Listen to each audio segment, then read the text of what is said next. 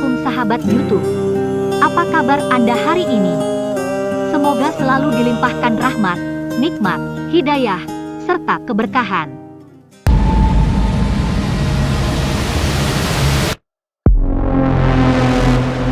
Beberapa tahun belakangan ini, fenomena hantu kian marak di masyarakat.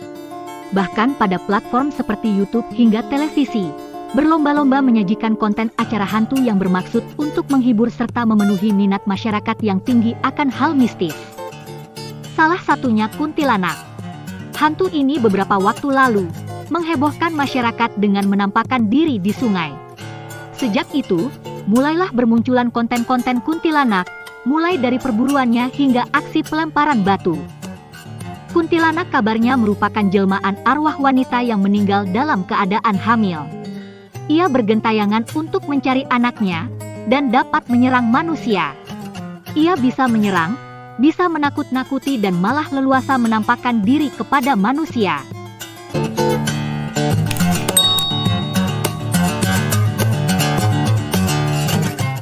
Jadi apa sebenarnya kuntilanak itu?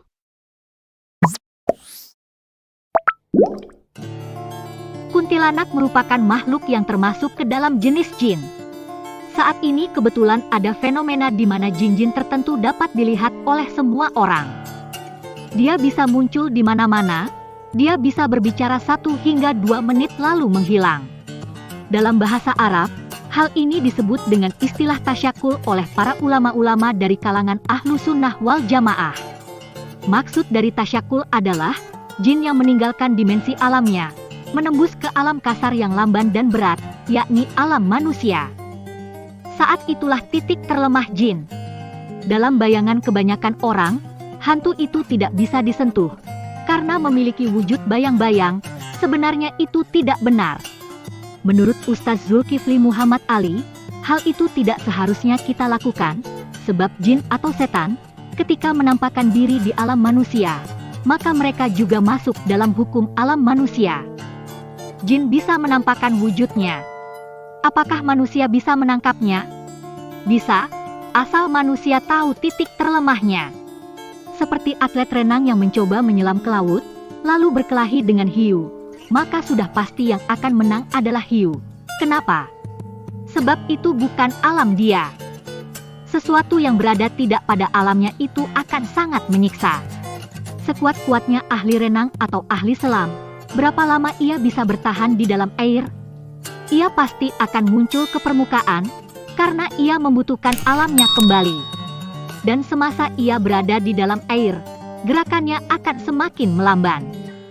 Lalu kebalikannya, jika ikan hiu yang berada di darat, dan melawan anak kecil yang memegang pisau, maka sudah pasti yang menang adalah anak kecil pemegang pisau. Begitu juga hakikatnya kita dengan jin. Apabila jin masuk ke alam manusia, jangan pernah takut kepadanya. Persis seperti pernyataan Imam Mujahid. Bila engkau melihat setan menampakkan diri kepadamu dalam wujud apa saja, maka hinakanlah ia. Ambil benda apa saja, dan lemparkan kepadanya. Sambil membaca bismillah. Seperti yang terjadi pada Nabi Muhammad SAW. Ketika beliau sedang sholat, setan mengganggu Nabi. Nabi langsung mencengkram setan dengan tangannya. Ia kemudian memegang lehernya. Setan tersebut langsung mengecil sampai sebatas lutut dan lidahnya terjulur.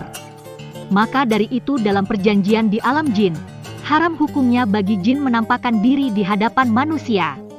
Apalagi manusia tersebut adalah manusia yang beriman. Lalu jin manakah yang mampu menampakkan diri pada manusia? Yaitu hanyalah jin yang sudah berusia ratusan hingga ribuan tahun. Seluruh jin dan setan yang ada akan mati, dan kita dapat membunuhnya jika kita mau. Saat jin mengganggu kita, Allah memberikan senjata, salah satunya yaitu surat Al-Baqarah, ayat 255, atau yang biasa disebut ayat kursi. Yang artinya, Allah, tidak ada Tuhan yang berhak disembah, melainkan Dia, yang hidup kekal lagi terus-menerus mengurus makhluknya, tidak mengantuk dan tidak tidur. Kepunyaannya apa yang di langit dan di bumi. Tiada yang dapat memberi syafaat di sisi Allah tanpa izinnya. Allah mengetahui apa-apa yang di hadapan mereka dan di belakang mereka, dan mereka tidak mengetahui apa-apa dari ilmu Allah, melainkan apa yang dikehendakinya.